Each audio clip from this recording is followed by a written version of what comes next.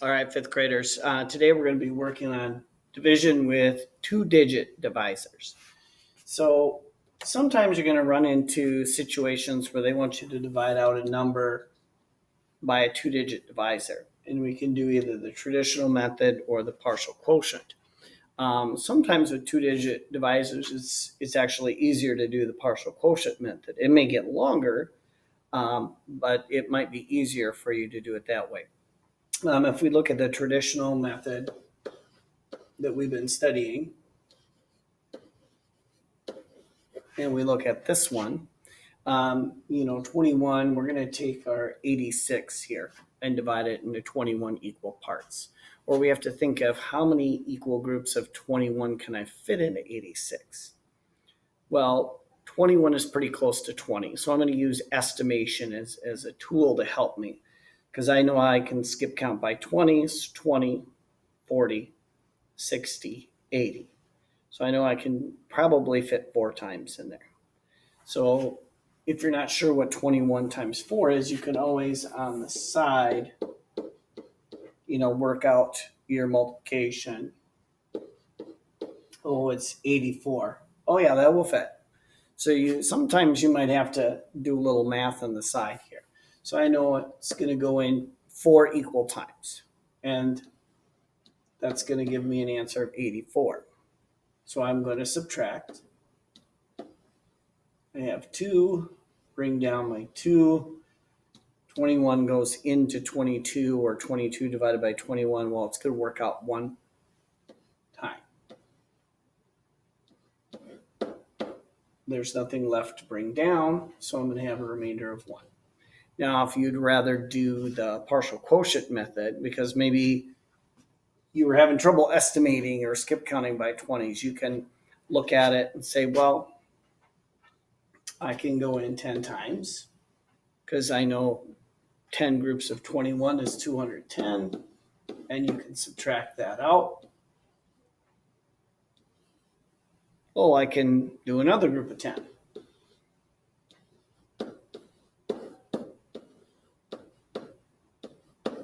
Oops, I can do another group of 10.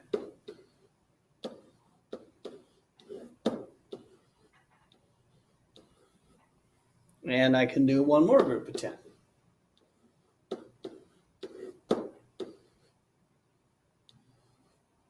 And I can do one group of 1. And I'm still going to have 10, 20, 30, 40, 1 with a remainder of 1, which is what I got here. It might take you longer, but maybe some of you would have been thinking, oh, I can go in 20 times or 30 times or 40 times. You might have been able to look at that.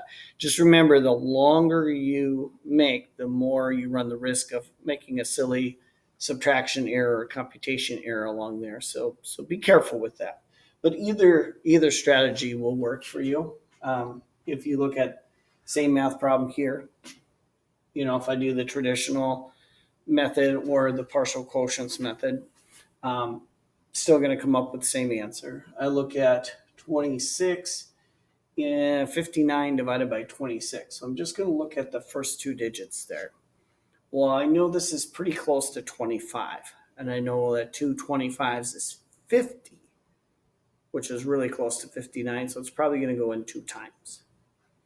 I'll put my 2 up here, and I know that 2 times 26 is going to get me 52. Okay. Now you can always, like I said before, you can always work it out on a separate spot on your paper as you work through it. So 59 minus 52, if I subtract that out, I'm going to have a 7. And if we remember the next step, we have to bring down, and we're going to repeat that process. Well, as I said earlier, that this is pretty close to 25. And I know that 3 25s or 3 quarters is 75 cents. So it might be pretty close to 3. It might work, but this is bigger than 25 and this is less than 75. So odds are that it might not. It might be just 2 groups again. So if you're not sure, you can always check. I know that 3 times 6 is 18. 6, ooh, that's going to be too big. So we know it's 2 again, which we already know is 52. And when we subtract it out, there's nothing left to big down as long as our remainder is smaller than our divisor. So it's going to be 22 with a remainder of 22. Or we could have done partial quotients method. I know 10 groups of 26 is 260.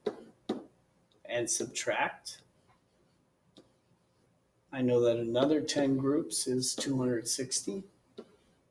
And subtract. And I have 74. And then we'd be in the same situation. 2 groups of that is going to give me 52. And I'm going to have 10, 20, 22 with a remainder of 22 again. So with these 2-digit divisors, sometimes you can have some rather large remainders when you're working through it. You can still have some where it's a 4-digit by 2-digit. You know, if I use the traditional algorithm here, I know that 24 doubled is 48, which is less than that. So I can go in 2 times. And remember, we're going to subtract. We still have 1 left, and we bring down a number. Now remember, once you bring a number down, you have to divide it. And this goes back to the previous lesson where we have zeros in our quotient, because 24 cannot go into 11 other than 0 times. So we're going to put our 0 here and bring down our 8. Now we're at 118. So that's a rather large number to divide. So, you know, I look at this. This is pretty close to 25. And 25, we think of that when we're thinking of money as 25 cents. We know that 4 quarters makes $1, which is 100 cents. So that's probably what we're going to need is 4 of them. 5 is probably going to be too much. So I'm going to work out what 4 groups is over here. 4 times 4 is 16. 2 times 4 is 8 plus 1 is 9. 96. So I'm going to have 4 of those. 96. And I'm going to subtract. And I'm going to have 22 left over, which is smaller than my divisor. So once again, a large remainder when we do that. So you can use either the traditional algorithm or partial quotients when you're doing that. 2-digit divisors are much more challenging than a 1-digit divisor. And it just takes practice. And sometimes you might have to do some work on the side of your paper as you work through it. So if you have any questions, you can always let me know. Your assignment today will involve some 2-digit divisors. We look at this very last one. 58, I'm going to look at those first 2 digits, 66. Or actually, I'm going to do this one partial quotient method. Okay, so I know that if I do 58 times 100, that's a pretty friendly number. Then I'm going to get 5,800. So if I subtract that,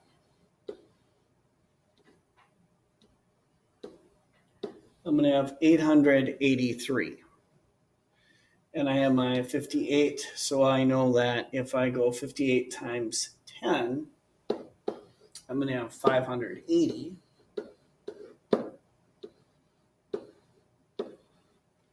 And I still have 303 partial items to divide out by 58.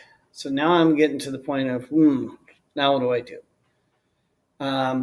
Well, I know that 58 is pretty close to 60. And I know that 5 times 6 is 30. So if I take this number times 5, I should be really close to 300. Because 58 is pretty close to 60. So I'm going to multiply this on the piece of paper here. 8 times 5 is 40. 5 times 5 is 25, and 4 more is 29. So it's pretty close to 300. So 290. Subtract that out. I'm going to have 13 left.